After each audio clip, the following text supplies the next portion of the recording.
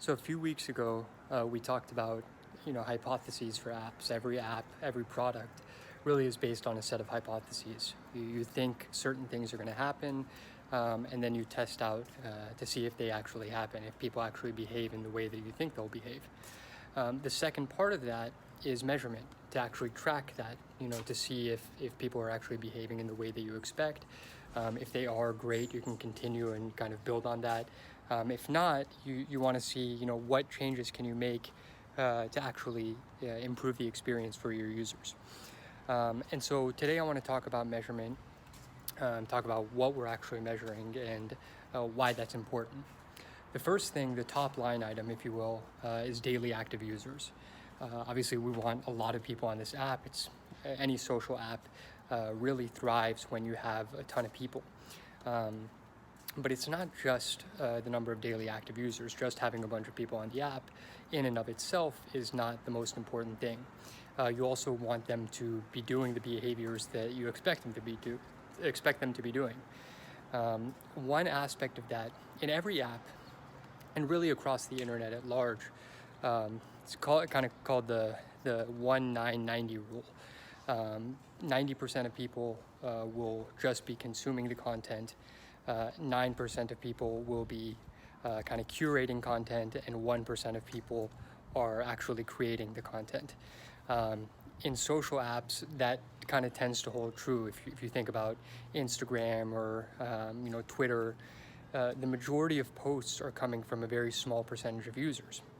And so the key is understanding both sides of that, because the experience for a creator on your app is going to be very different from the experience of a consumer on your app. And you don't want to ignore either group, because they're both vital to the success of the app. You can't just have creators, you can't just have consumers. And so in addition to daily active users, you also want to be able to track, in our case, the number of clips created. Specifically, I should say the number of topics created. Obviously, a topic is the beginning of any given conversation, any kind of thread, any stream of discussion. And so we want to see, how many topics are created. What that allows us to see is, are the people who are creating topics, are they more likely to stick around? Remember, it's not the number of people you get to download your app, it's the number of people you retain, the number of people who consistently continue to use your app.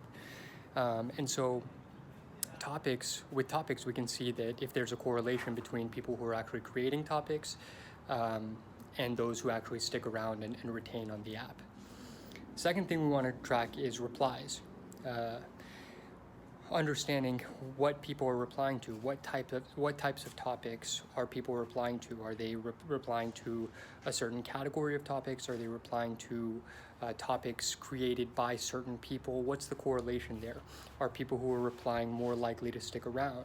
How often, what's that threshold? If somebody replies 3 times, are they now likely to stick around? Is it 1 time? What is that? And is there even a correlation?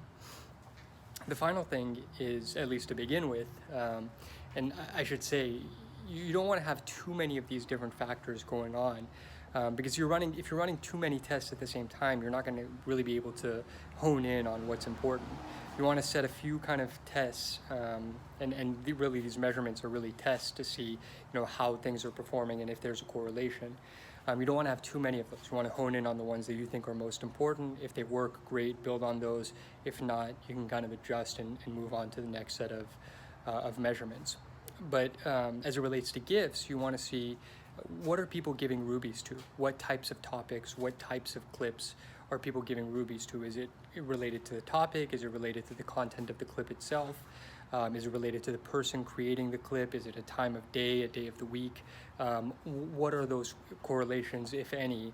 And again, how can you build on that? How can you, continue to improve the experience for your users based on those correlations that you see? And so measurement is super important. Anybody who's built an app, especially a successful app, will tell you that. It's not everything. Obviously, you don't want to be too data-driven. I think most people who create apps are engineers by trade, and so they think in a very measurement, precise-oriented way.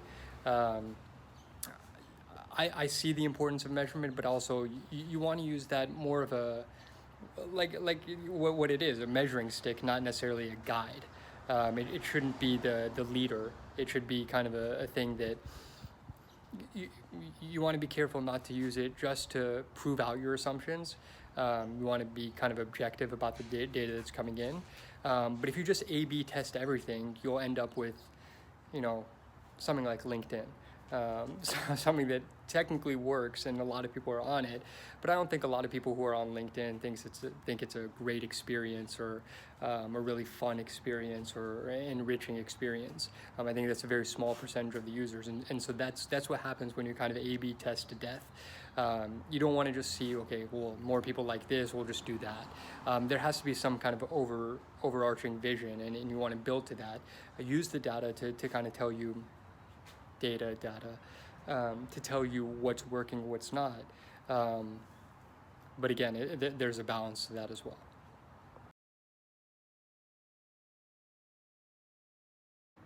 So what did I work on this week? Well, for one, I created a link from a clip player where when you're actually viewing a clip, you see the user's profile name or their name and their profile photo, as well as the name of the topic. You'll be able to link through directly to tap into that specific topic. You'll be able to tap into that user's profile by tapping on those. Before it was just kind of a simple text. It wasn't a button. Created a button that actually links into something just like you'd see on any other app. When you see somebody's name, you expect that you can tap into that. In our case, that applies, and also, if you see a particular topic name, you can tap into that topic, see other clips created underneath that topic. Second thing, a little less sexy, is updating the date format.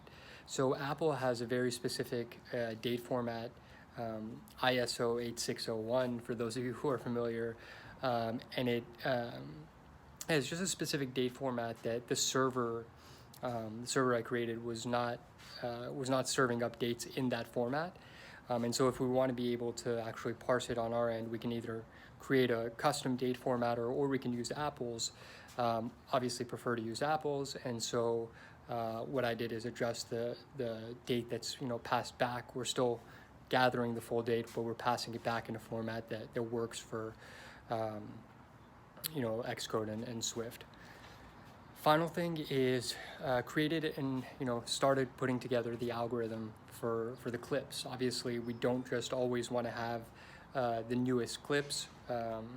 We could have that, and that's traditionally how most social platforms have started, is you just be in chronological order of people you followed. Right now, we don't have a follower-following kind of graph.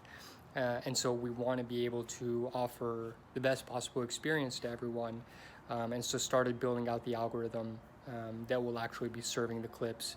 And over time, that will be tailored to every individual person, their personal interests, and what they actually enjoy seeing.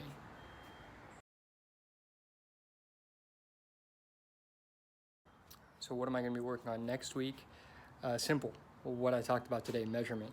Setting up these tools for measuring not only at large, for example, how many users are logging in or how many users are creating clips, but even on an individual user basis. Like I said, we want to be able to see if this user created 3 topics, does that make them more likely to stick around next week or the week after? If they created a clip but didn't get any rubies from other users, is that make them less likely than if they hadn't created clips at all? What are those correlations, if any? Kind of try to uncover those and see, again, how do we improve the experience for creators, for consumers? We want both on the app. Like I said, if you ignore one side or the other, it's not going to work. If you have no creators, there's no app.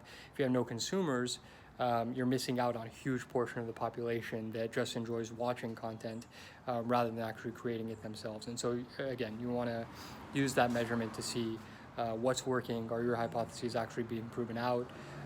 If not, be honest with yourself about it. If they are, great. Maximize on that, build on that. As always, leave a comment, subscribe, like it. Would love to hear your thoughts. We're getting really close to at least testing this. It's been a long road, but really excited about this. Talk to you guys soon.